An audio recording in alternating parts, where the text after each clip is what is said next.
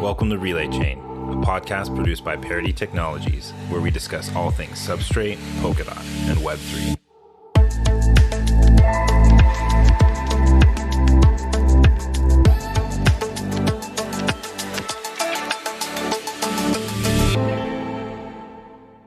Welcome, everybody. Today on the podcast, we have Shannon, Justin, and Ray from Bit.Country.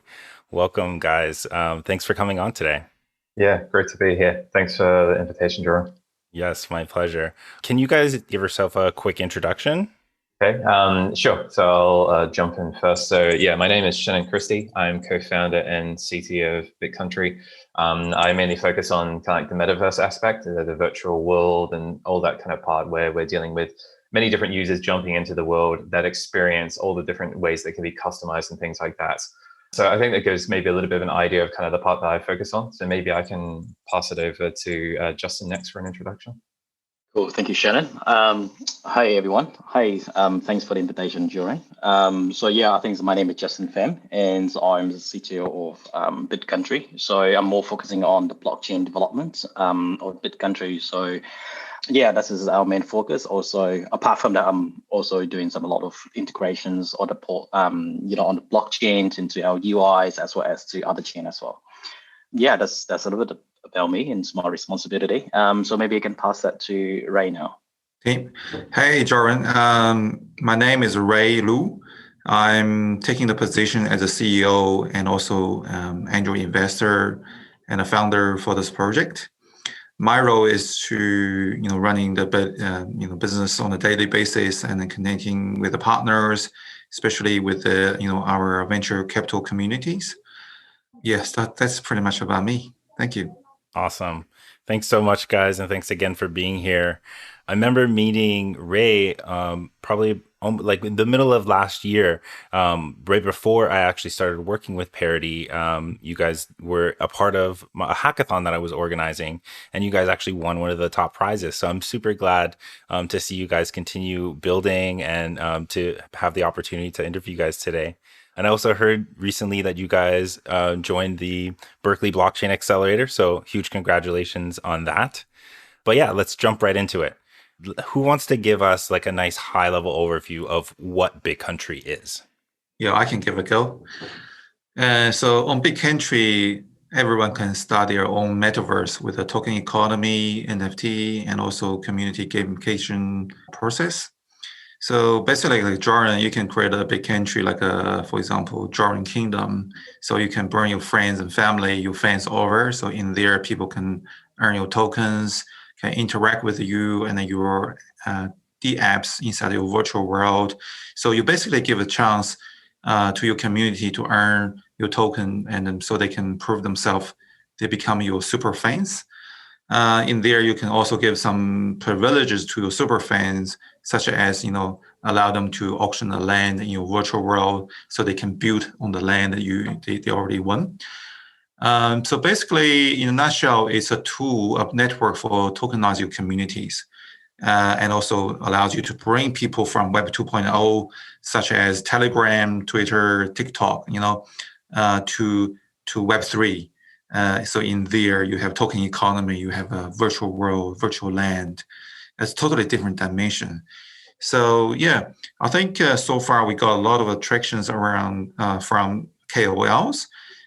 People expressing interest to join the early access. We had about 10,000 people sign up within 10 days for signing up the early access to create their own Bit.Countries with interesting names and wanting to bring their fans and friends to join them.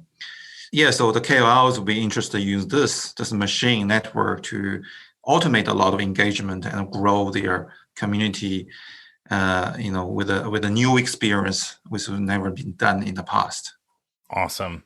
When I hear about this type of project, and I'm sure you guys get this all the time, I think of Ready Player One, like the Oasis, and there's different worlds that you can travel to, and so.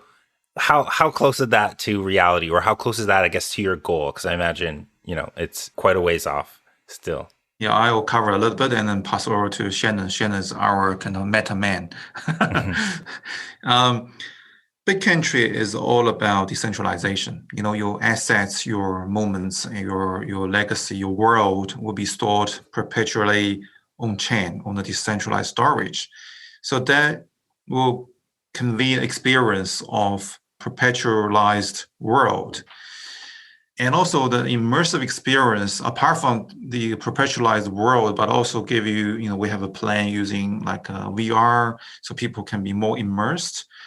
And also Shannon look into the metahuman technology using Unreal Engine. So one day we potentially can build a KOL or clone yourself or some parts of it and then have that in a virtual world. So yeah. So Shannon, do you want to talk more about that? Yeah, sure. Thanks for that, Ray. So I guess, Jorrin, with your question, so definitely for the future, we have quite a few ideas in terms of how we would like it to go forward. Where, like Ray said already, we're looking at things like using VR or augmented reality or any kind of thing like that might be coming out in the future that we're maybe not aware of. Maybe the link from Elon Musk or something like that would be quite cool to check into when that's ready for prime time usage and such.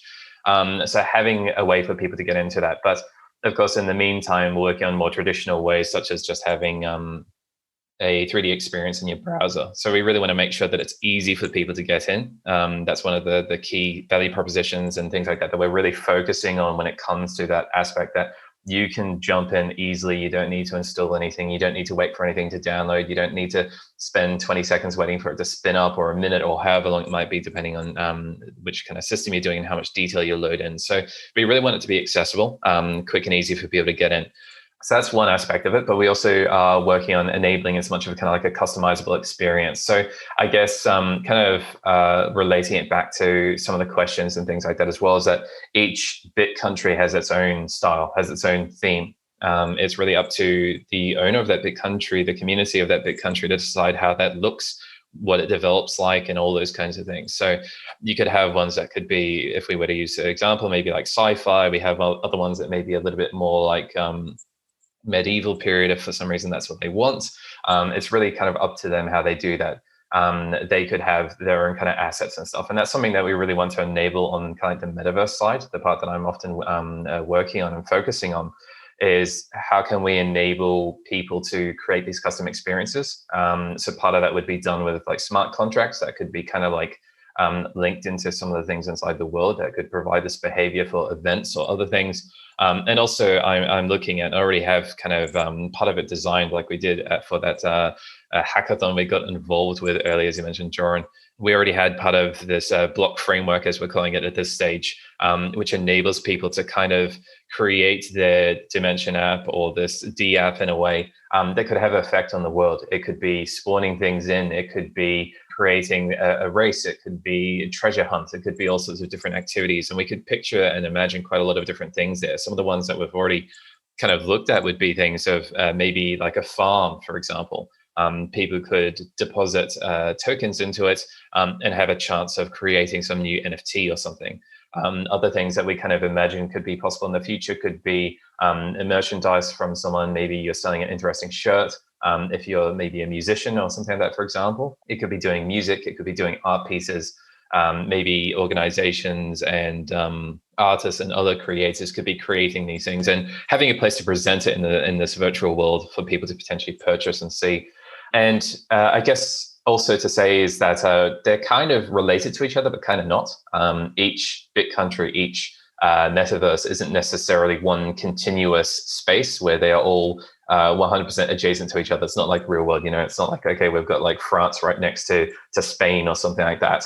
We have a relation to them, but you can expand as much as you want in your own space. Kind of, I guess, picture like a pocket dimension in a way. You have as much space as you want in your own place, but people can still be kind of like neighboring you. So that's where there's kind of some other parts that potentially we can talk about later. Yeah, very, very cool. Let's talk a bit about that like now, I think, because there's this concept of the continuum, right? And I think that's kind of what you were talking about, is like this space where you can have a block of land, you build whatever you want there, but you still do have neighbors. So can you tell me a bit more about how that works then? So yeah, with the continuum, it is kind of, I guess you could picture it a bit like a map in a way. where there are different spots where people can potentially occupy. They can put their Bit.Country there. So it doesn't necessarily relate as like, your Bit.Country is very large, so it takes up a lot of space. It's all kind of like contained. So each spot is always the same size as another spot. Of course, we are looking at a few things there on how potentially some of that could be looked at in the future. But for now, we're thinking there's a spot and there's another spot next to it, and your Bit.Country will fit in there no matter how much you expand and things like that.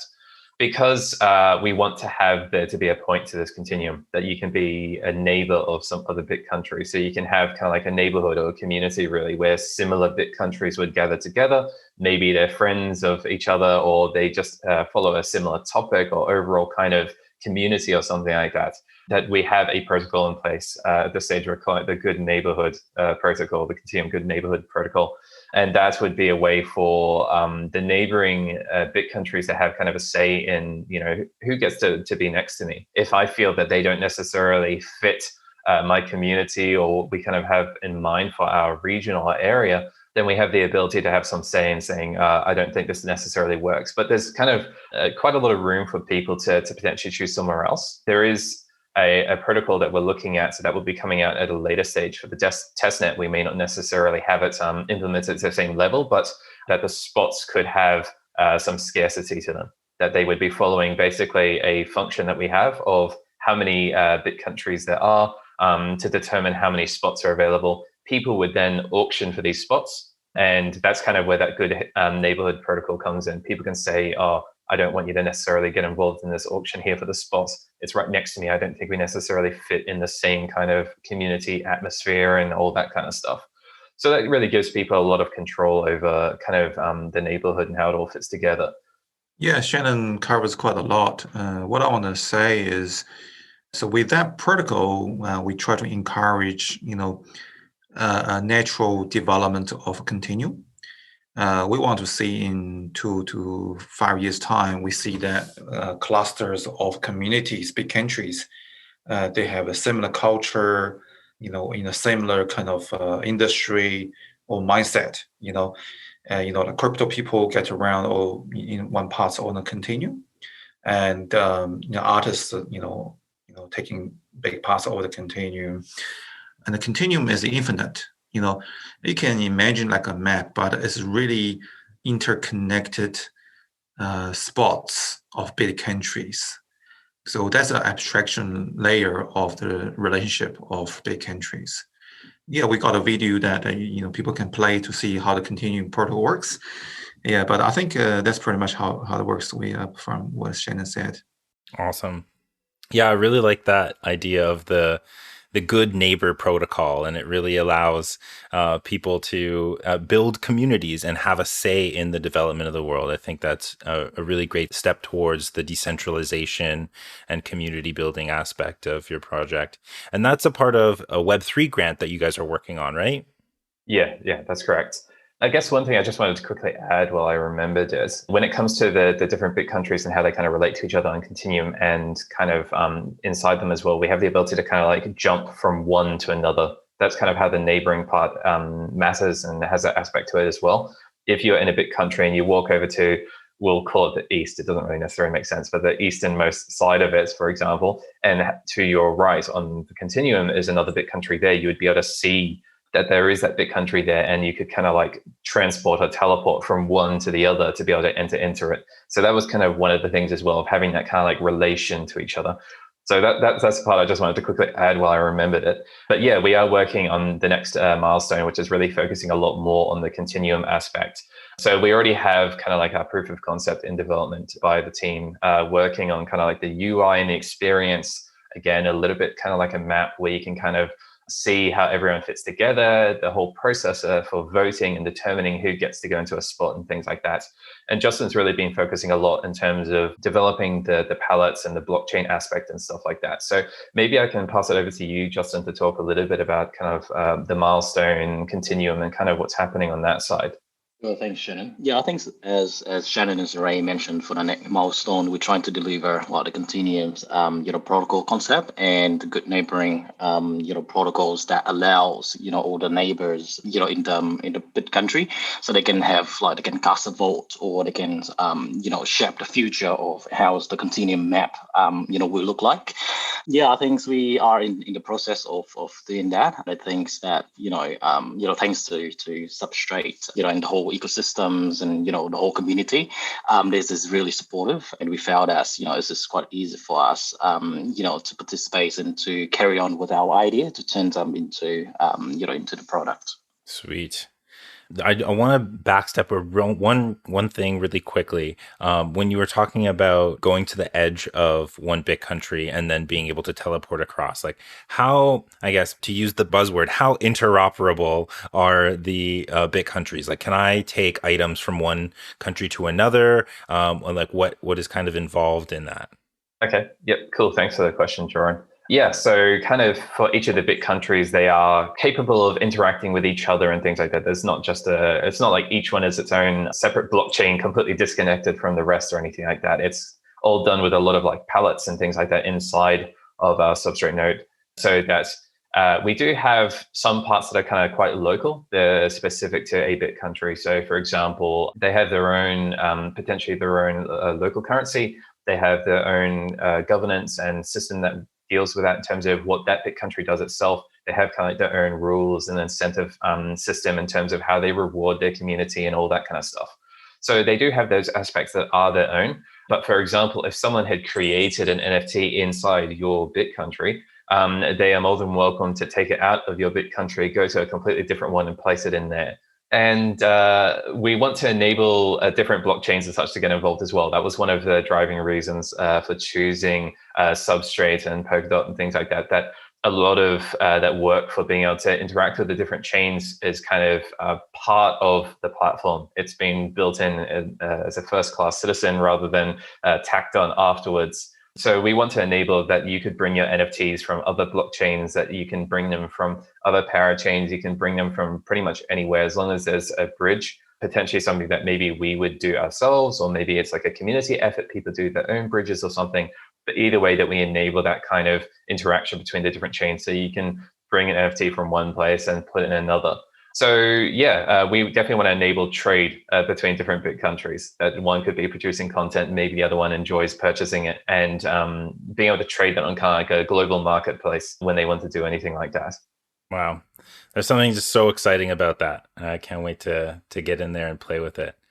You already mentioned a bit about building on Substrate, and I want to dig into that a bit more. You explained why you wanted to build on Substrate. It kind of lends itself more to interoperability and scalability and being able to send messages across chains.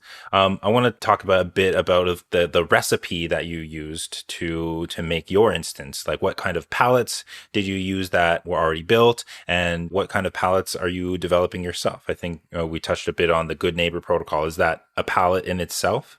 Yeah, so I think, we already, mentioned about like there's a lot of benefits of using substrates and stuff like that, in terms of like scalabilities and, like how we can send a cross-chain message from our chain to the other. I think for, with the current, milestone that we're trying to deliver, I think we already developed, that's pretty much, all the NFTs and stuff like that, with our flexibility. As Shannon mentions, we're trying to, build, our custom palette. I think it's more flexible enough that we can, for example, the instance or the NFT, they can be traded locally or they can be traded widely across, all different bit country on the blockchain. Yeah, I mean, we mainly, thanks to the open Web3 like runtime library. That's is they have a lot of like great library, like a common use library that we are currently build based on that. But there's a lot of extensibility. There's a lot of like modifications that we currently make to make sure that is obviously to make the whole palette, metadatas and all of the structs and thing to work with our bit country. Plus, we put into the consideration in the future that when we're building like a bridge and things like that, we can just making sure that it could be like the standard for all of the NFT when they move into our bit country chain. Yeah, I think there's a lot of, as you mentioned, with the ecosystems, especially in the frames, library, there's a lot of great example there. Obviously around like the votings, the governance and things like that. So there's a lot of, great concepts that we can learn from, and then we can extend that, to make sure that is workable in ours, in our Bit.Country situations and, the milestone. Sweet.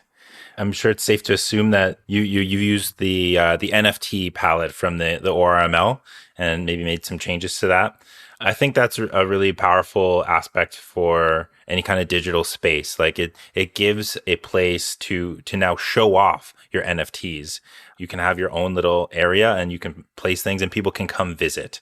I think that's super powerful and amazing.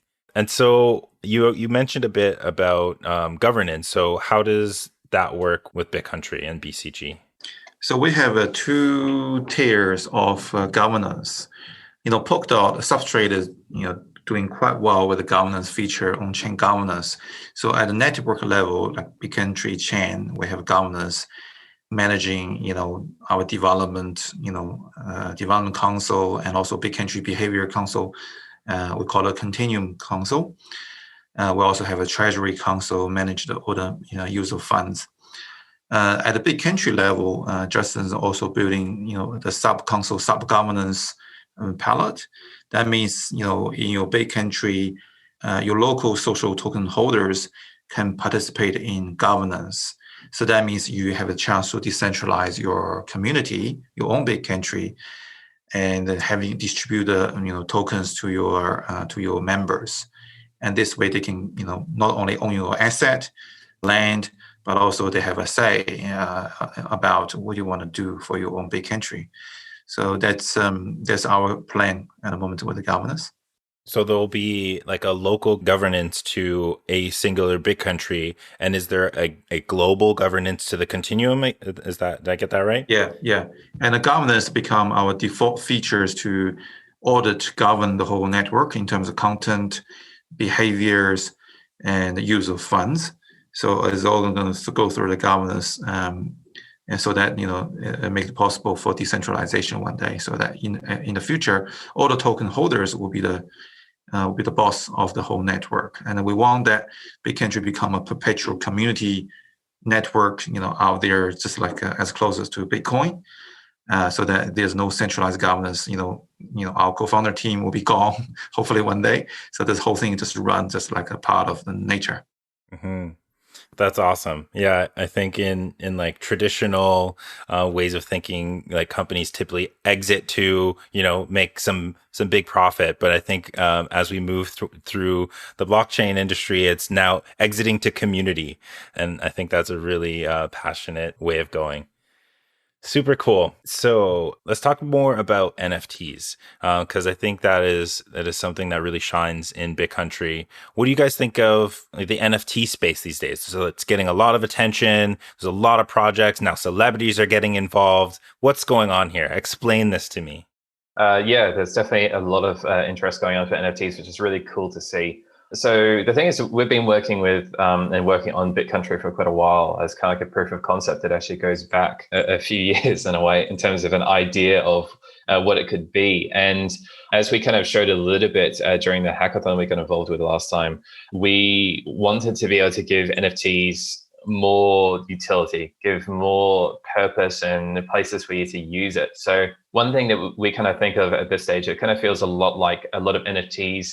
You kind of purchase them from a marketplace or something like that, for example, and you put them in your wallet, and I guess that's about it.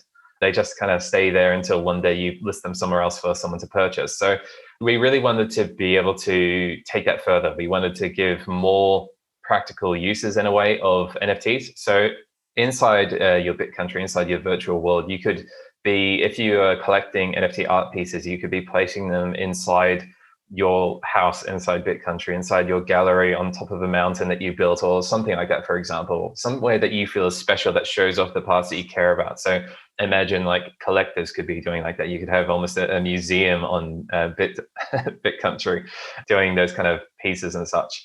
And we also wanted to have a protocol and facilities in place to enable more interaction, to enable more activities to happen around those NFTs. So if, for example, you are an artist and you're creating your art pieces, and of course you want people to see them, you could be doing things like having events, or you could be doing things like having these kind of like functions or these behaviors inside your metaverse that could be attracting people to those areas. They could be purchasing tickets to go into the event to see things. They could be every time they go there and check it out, maybe something happens that might be cool for them. And we really want to enable those kind of different experiences so that people have that reason to keep getting involved, keep staying engaged. But it's something that's up to you to kind of decide how you want it to be. Not every community or owner wants to do things in the same way. They have their own ideas on how they want people to get involved in their community. So we want to enable that experience. We want to give more purpose, more places for people to enjoy NFTs. And that was really one of the big things that we want to develop further. And we've already done quite a bit of work there in terms of our work with proof of concepts and even features that have got further along than that, to do that for NFTs, to really build that out. We think that it's really a big market in terms of what can happen. We've been thinking that for a long time, which is really kind of where Bit.Country and things like that came about from, is that we like the idea of owning these unique items that can be traded and kind of used and things like that. So we're also kind of looking at how some of the Bit.Country native entities, we'll call them at this stage, the things that are native to our parachain and pallets and stuff like that, could potentially be more or less like NFTs as well, that could be traded in other marketplaces like a Bit.Country itself, or a block within it, or whatever the case might be. So some of these things, of course, it's still evolving exactly those specifics on those parts, but that's something that we're really looking at, enabling people to do those kind of trades and such as well, that ownership, the benefit of blockchain, that it can't be tampered with. It's something that people own those things, and we can't do anything about it, no matter how much we want to. If something weird like that happens, giving people that power and that ownership over their things inside the community. That's super cool. So who's kind of like, I guess, your first target audience? Who do you imagine using Bit.Country first? Who are going to be the first adopters? And like, I guess, how is that going to ripple out into mainstream media? Through our 10 days market validation through referral programs, we found there are a lot of interest from KOLs, people with 5,000 followers in their community. They found this is a great tool for them to entertain their fans and also grow their community by delivering a better experience, a more engaging experience, by taking ownership, having a say, getting attention from their KOLs. Yeah, so we've been working with a couple of people from the crypto space, artist space, and also music, as well as gaming. We created a program called the Bit.Country Star Program. People sign out this program. Depends their size of community and the referrals. We can pick the top and list the members to fund their Bit.Country from our treasury, and then participate in the Genesis launch. So far, we got quite a lot of attractions and interest, including some influencers in from Fortnite games, and also TikTokers, and the artists AR VR space. Yeah, so the KOLs will definitely become our target audience. And for the layperson, what's a KOL? Influencers, key opinion leaders. Okay. Yeah, we just learned the term, so we gotta keep using it. I see. Since last week. Cool. Well, it's in my lexicon now. I'm going to use that all the time. Very cool. So you guys, you have a test net. It's running, right? It's two-way. Is that correct? Yeah, the blockchain is live and running, connect to Rococo, and our D app, which is the UI interface, is currently under development. I think we about 65% to test net. There are a lot of things we're building right now. Yeah, but it's a demoable. We already start demoing to people, to internal teams. Right. And I heard you guys have a very cool gallery thing going on for Chiba. Is that open? Am I like spilling the beans here? Can we talk about that? I guess maybe we can't share too many details. I haven't really seen too much of it publicized around the place. I mean, it is in the news in a few different places. I don't know how public is necessarily going to be, but it is an event that's happening in China. It was pretty cool to have someone from Parity come to us knowing what we were doing with Bit.Country in the virtual world and stuff like that, and kind of seeing that there was some kind of alignment in terms of what we're doing, and seeing if whether or not we'd be willing and interested to get involved to help out with this virtual art gallery that they were working on. So the team was pretty excited to hear about the opportunity to see again where we can kind of get involved in the community, see where we can kind of contribute and offer things back. So yeah, we really jumped on the opportunity to get involved. So we had a good bit of time going and developing up kind of the virtual gallery for it.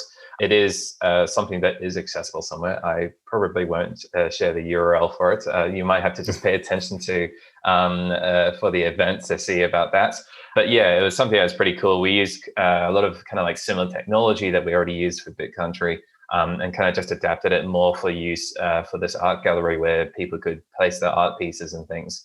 So we mainly focused on the kind of like the virtual part, the 3D, because there are already other teams working on some of the other parts in terms of like the blockchain API and stuff like that. So it really was kind of like a team effort from everyone involved in terms of that gallery. So it's pretty cool, again, to get involved with that to see where we could contribute. Yes. And I may or may not have been able to play around with that. And I can assure anyone that's listening, it's super cool. And if you get a chance to attend the event, I think you should check that out. All right. So, like, say I want to start a relay chain country. How do I get going? What is my first step? And for those that are listening, what's a person's first step to start creating their own Bit.Country?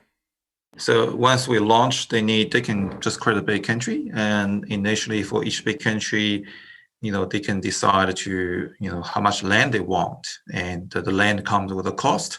They need to pay the BCG to purchase the land for their Bit.Country, and then simple like that. And then they can start invite their friends come over, and the friends will have different views. They have timeline view.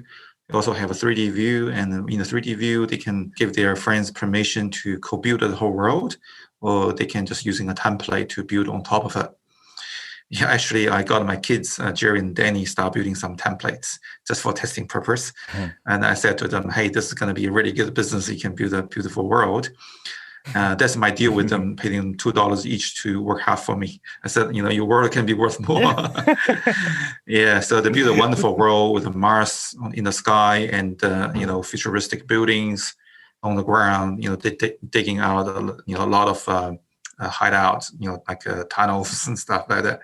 Yeah, it's pretty cool. So that'll be a typical journey. It's pretty simple to start. And on the testnet, we have a faucet. You can get some BCGs and creating a world. And but on the mainnet, of course, you need to get a BCG token, be able to do that. And at some point, we also want Bit.Country can mint their own social token. We're probably having some criteria around you have to meet certain population, have a certain reputation. And when you mint your own local social token, there's a minimum requirement. You need to lock away some BCGs so that, and making your tokens more credible and actually has a value on day one. So we try to avoid that people come here to just mint tokens, start, speculate like that. We want people to see the value and tangible value on day one, because we could put a lot of efforts into our BCG. We'll put it on a marketplace, on exchanges, so there will be liquidity there. So natural value will be added to our BCG. So your social token will be worth value. And also, if the Bit.Country owner decided not to run this Bit.Country, to decommission the whole Bit.Country, your social token can be converted back into BCG. So that means you have a surety of the value of the local social token, no matter who minted. So that's how you actually start your Bit.Country. Cool. And that's by like an auction process, right? Like if there's like a particular slot open or a block open, people bid on that. And then that's where the good neighbor protocol comes in to be like, oh, well, I don't want this person. Very interesting. Yeah. I mean, at this stage, we consider you can create a Bit.Country, without having a spot on the continuum. However you want to, because we're going to have a benefits to reward people to be on the continuum, to be a neighbor with others. By default, at the moment, you can create a Bit.Country in a kind of underground world. That means it's not visible on the continuum. However, when you're ready, when you grow enough population or members in your Bit.Country, And then you'll be able to, if you want, you can secure a spot on the continuum and decide to be your neighbor. And then you probably, your neighbor like that because they see you are more credible. You already got some momentum going on there rather than a whole empty community.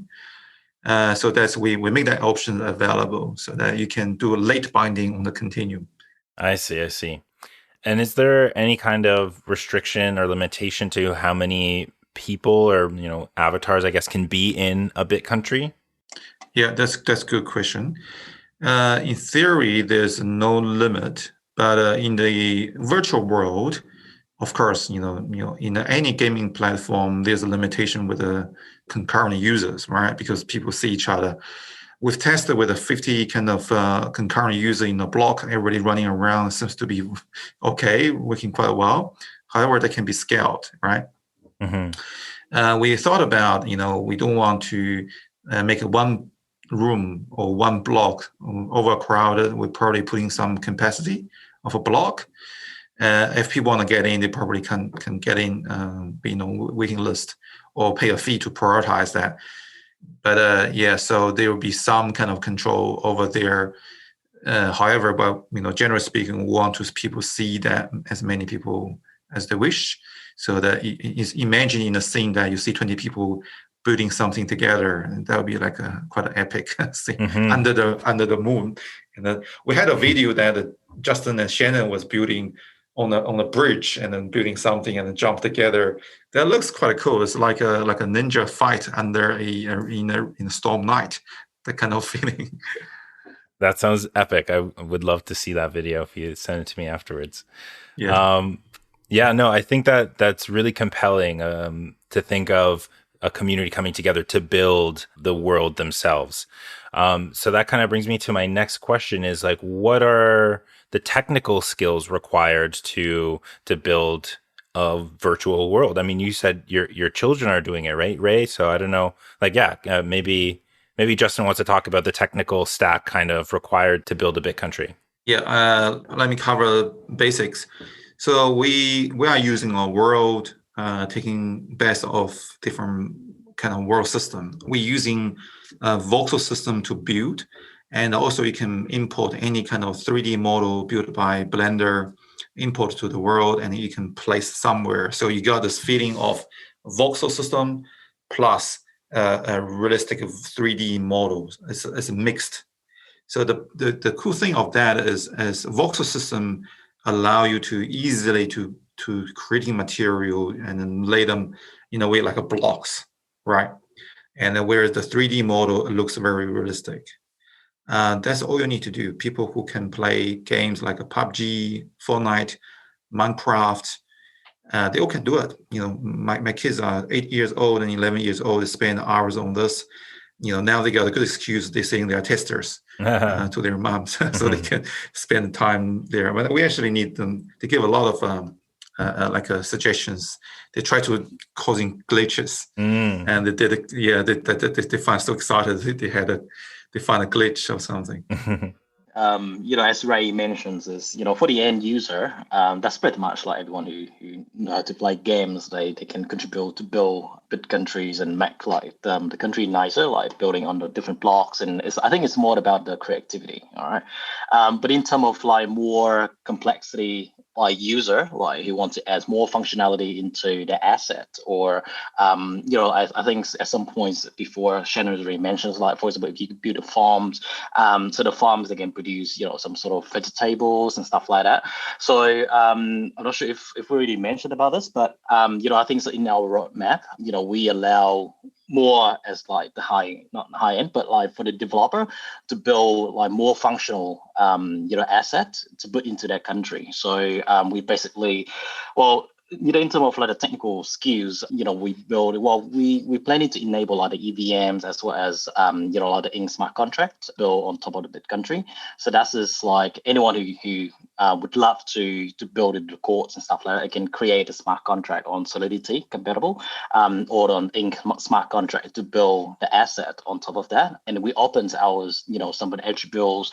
So that's as our game engines can speak directly with a smart contract, so they can activate, some sort of functions or some executing some, time capsule. So like we set the ending blocks, numbers, and stuff like that directly into the asset. So at some point in time, they will execute a function. So as happens, like the user, they have more, not only just playing, but again, buildings more functional assets and models and stuff like that in the Bit.Country.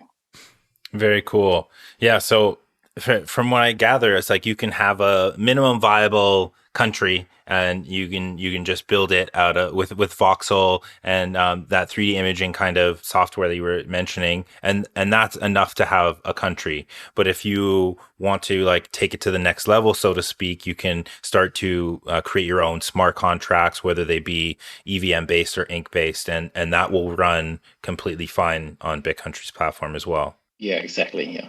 That's remarkable. I love it. I need to get all my nieces and nephews building on this immediately. We're going to start a company. We're going to start cranking out Bit.Countries. Yeah, we'd love to see the first contributor become a millionaire. Yeah. On the Bit.Country network. I believe they can. If they build a wonderful communities, they can run those DApps as a business. The money goes to the treasury, all that stuff. So yeah. It's not just a game or a dimension so people can have fun and co-build it.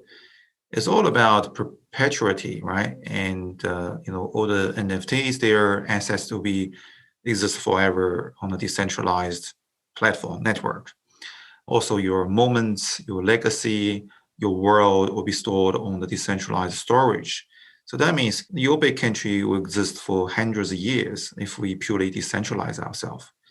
And then that means the world you build now, in 100 years later, your offspring, your grandchildren can still see your legacy, your moments, your signatures, your NFT around.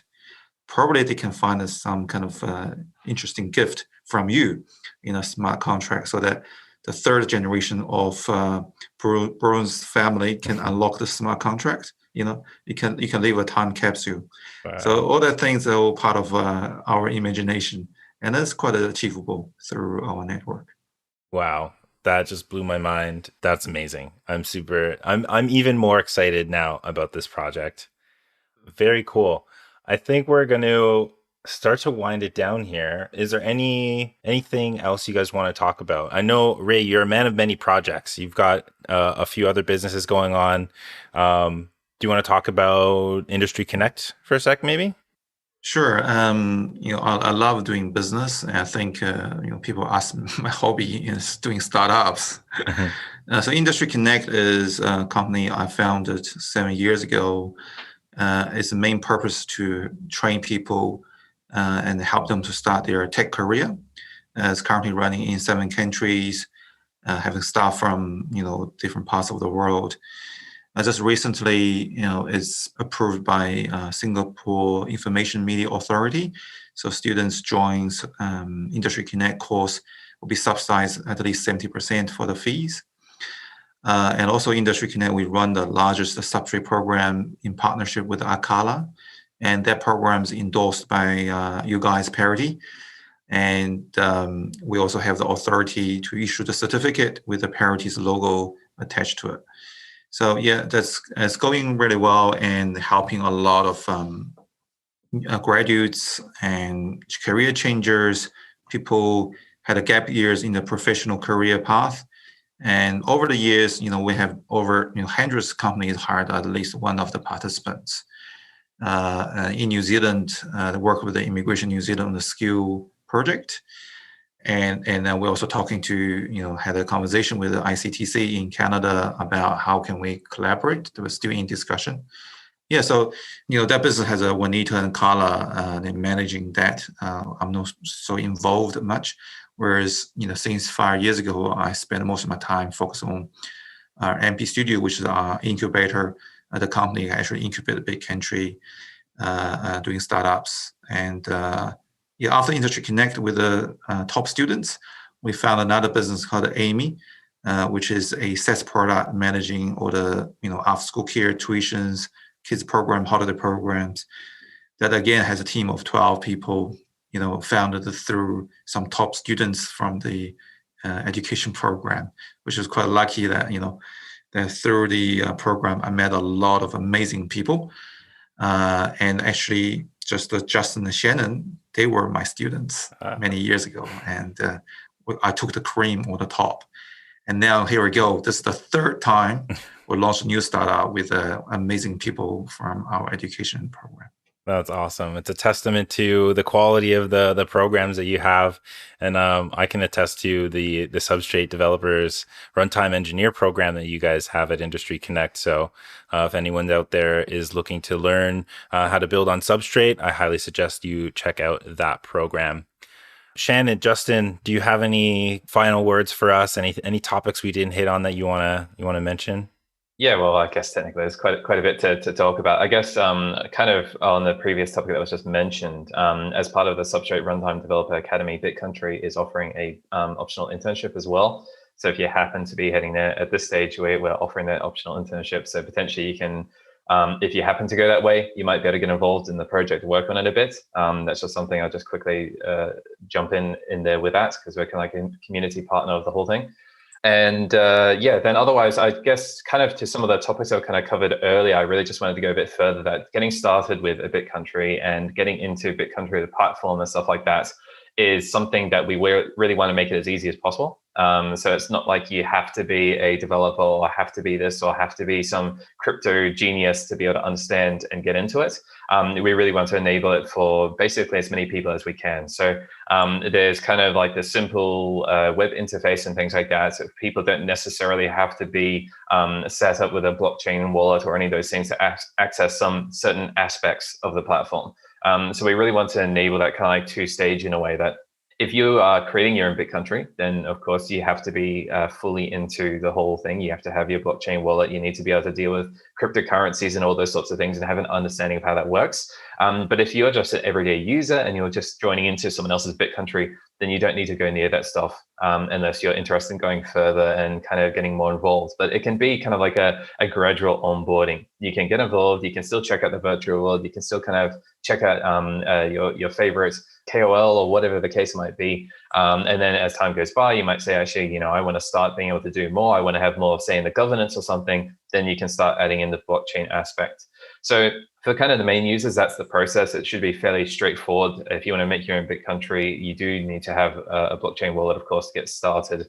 At this stage, we don't see any way around that, but I guess we can still kind of look at it and gauge it based on any kind of market response if we need to consider something else. But with it being such a fundamental thing that we need that ownership to be decentralized, I don't see how there's really any good way to achieve that at this stage. That we can make sure that we maintain that benefit and the whole purpose of us being decentralized, while still making it as easy as possible for people to get involved in the early stages. So that's kind of one thing I really wanted to touch on.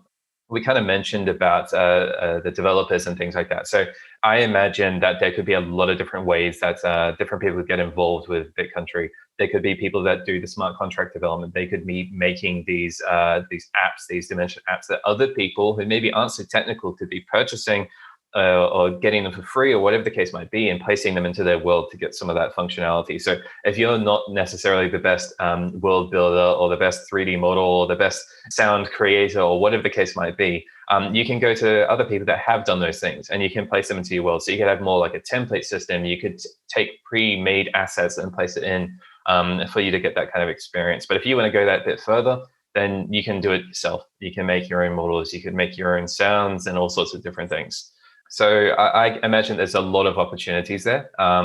We really kind of see that we want to enable the access of many people. This is kind of another new opportunity for the world, a new place where entrepreneurs can be born and have more opportunities. And how could you do your business if you're a 3D modeler? Maybe you want to get involved with making models for the platform, or maybe you just have it somewhere else and you want to be able to bring it there as well. Or you're a developer and you want to get involved in smart contracts, but you don't necessarily want to do all the other aspects. So there's quite a lot to the platform. But we really want to make sure that it's that kind of easy and smooth experience for the majority of people to get in, and lots of opportunities for people to find that new business for themselves, find that new opportunity to have something exciting, something new going on. So I think that's pretty much the main thing I wanted to cover.